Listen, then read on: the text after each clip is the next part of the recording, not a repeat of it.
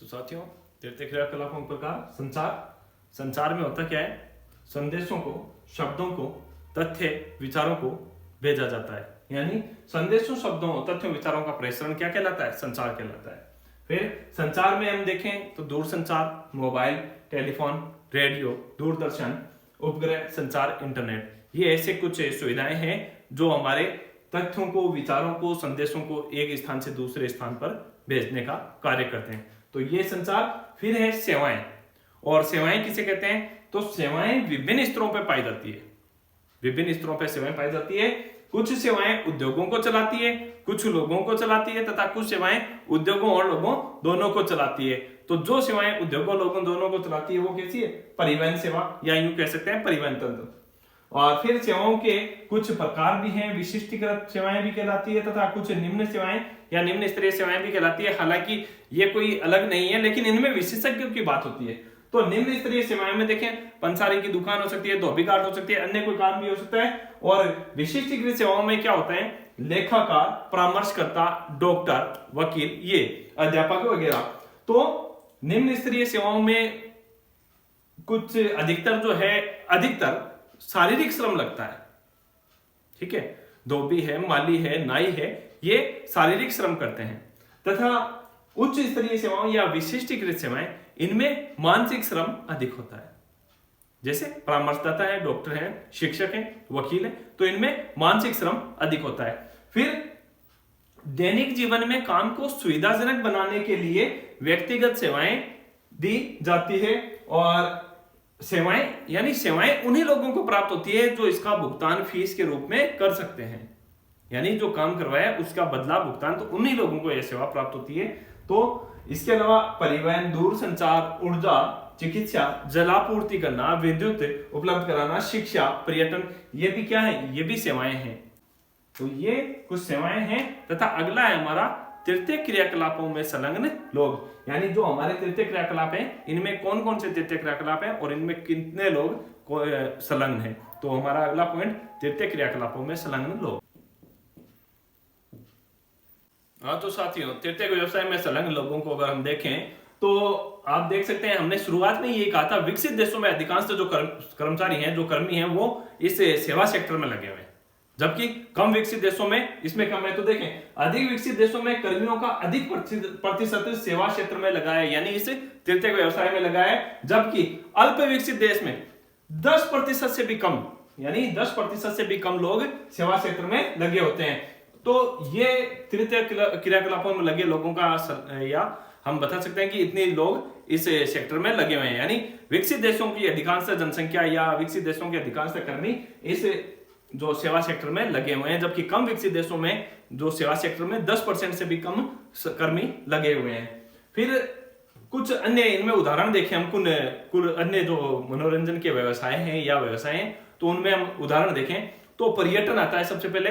पर्यटन यात्रा ना होकर के या मनोरंजन के लिए की जाने वाली यात्रा कह सकते हैं इसको।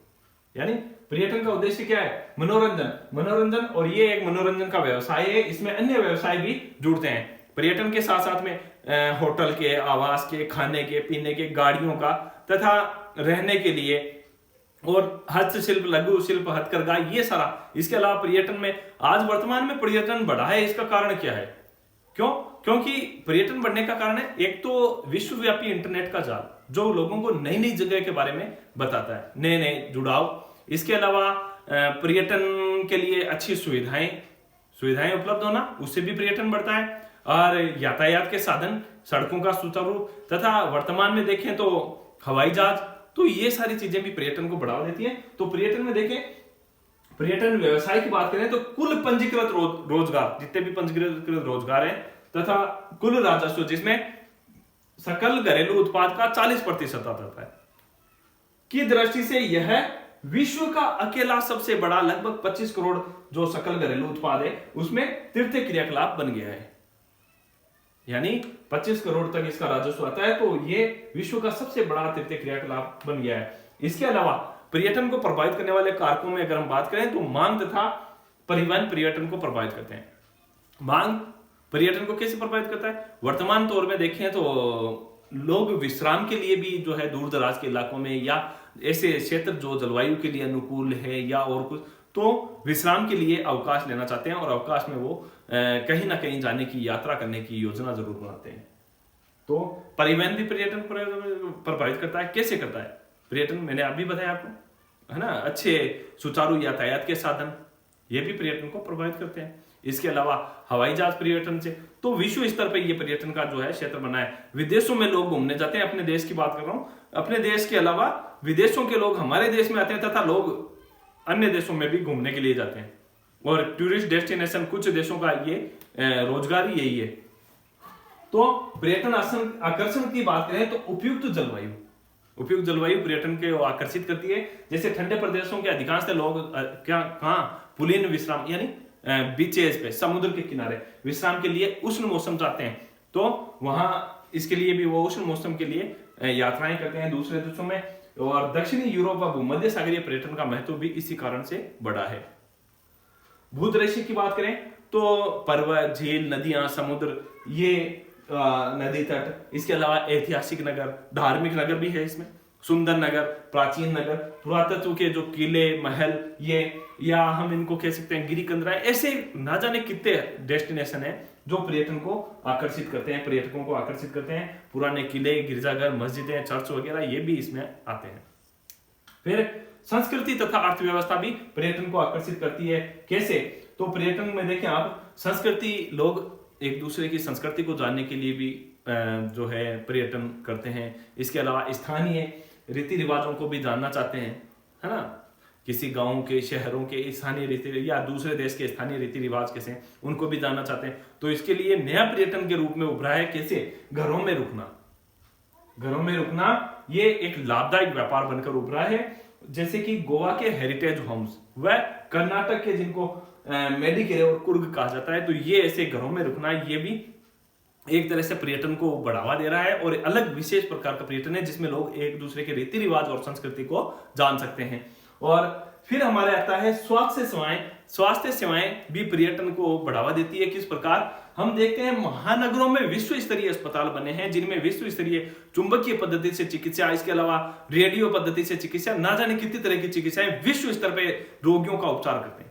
तो हमारे भारत देश में भी देखें तो ये विश्व स्तर पर जो है चिकित्सा में अग्रणी है। इसके अलावा ये भारत चिकित्सा पर्यटन में विश्व स्तर पर अग्रणी देश बनकर उभरा है। यानी यहाँ पे इलाज सस्ता पड़ता है और विश्व स्तरीय इलाज होता है। जब चिकित्सा को पर्यटन में जोड़ दिया जाता है तो ये क्या कहलाता है? चिकित्सा पर्यटन। तो दोस्तों ये है हमारे तृतीय क्रियाकलापों में संलग्न लोग, जिनमें पर्यटन आकर्षण और स्वास्थ्य सेवाएं। अब है हमारा नेक्स्ट चतुर्थ व्यवसाय और उसके बाद में पंचम व्यवसाय। तो चतुर्थ क्रियाकलाप किसे कहते हैं साथियों? चतुर्थ क्रियाकलाप देखें, ये क्रियाकलाप भी अनुसंधान और विकास पर केंद्रित होते हैं। मुख्य रूप से इनमें भी अनुसंधान और विकास है। और इनमें देखें सूचनाओं का संग्रहण, उनका उत्पादन और उनका प्रकीर्णन, तो ये सम्मिलित किए जाते हैं। तो ये चतुर्थ क्रियाकलाप से संबंधित है। क्या चीजें? सूचना संग्रहण, उत्पादन और प्रकीर्णन।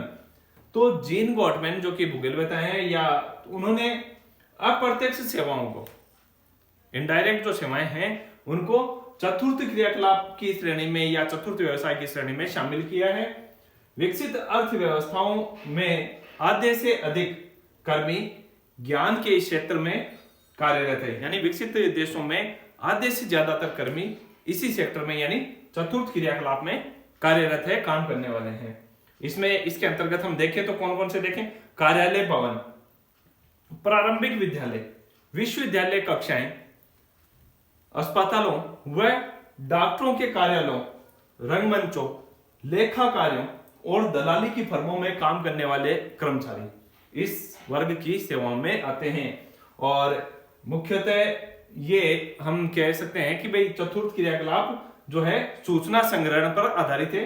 इसके अंतर्गत परामर्शदाता भी है और विश्वविद्यालय कक्षाएं, अस्पतालों व डॉक्टरों के कार्यालयों में तथा रंगमंचों, लेखा कार्यों और दलाली की फर्मों में काम करने वाले कर्मचारी इस सेक्टर में आते हैं। यानी इनडायरेक्ट रूप से हम कह रहे हैं इसको, तो अप्रत्यक्ष सेवाओं को चतुर्थ व्यवसाय की श्रेणी में शामिल किया है जीन गॉटमैन ने।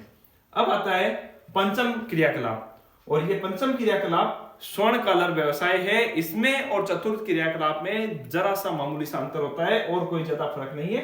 तो इसमें भी उच्चतम स्तर के निर्णय लेने वाले तथा नीतियों का निर्माण करने वाले पंचम क्रियाकलाप के अंतर्गत आते हैं। और विशेष रूप से देखें तो इसमें विशेष अनुसंधान वैज्ञानिक, वित्त व विधि परामर्शदाता, बैंकिंग सेक्टर के लोग और सूचना प्रौद्योगिकी के जो है व्यवसाय, या यूं कह सकते हैं सूचना प्रौद्योगिकी, इसी श्रेणी के अंतर्गत आते हैं।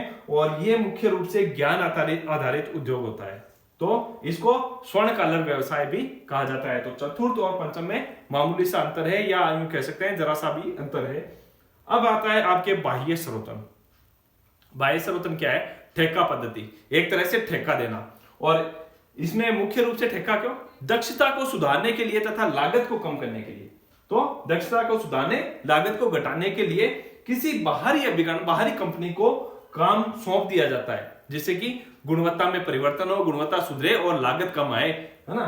तो इसमें देखें कौन कौन से कार्यों को सम्मिलित किया जाता है। सूचना प्रौद्योगिकी, मानव संसाधन। कई बार ऐसा होता है हमारे पास जो संसाधन है उनसे कम लागत पे हमें एक संसाधन और कहीं पर्याप्त होते हैं, तो हम उस कंपनी को ठेका दे सकते हैं, जिससे कि लागत हमारी कम आए। तो मानव संसाधन इसमें ग्राहक सहायता केंद्र, कॉल सेंटर, इसमें अधिकतर बीपीओ वगैरह इसमें आते हैं और इनको सम्मिलित किया जाता है।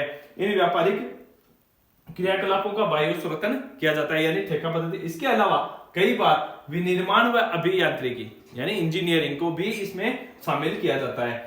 और फिर आता है आपके अंत में अंकीय विभाजन। अंकीय विभाजन क्या है कि कोई देश अपने नागरिकों को कितनी शीघ्रता से सूचना व संचार प्रौद्योगिकी तक पहुंच, यानी अंकीय विभाजन इसमें क्या है, कोई देश अपने नागरिकों को कितनी शीघ्रता से सूचना व संचार प्रौद्योगिकी तक पहुंच तथा उसके लाभ उपलब्ध करा सकता है।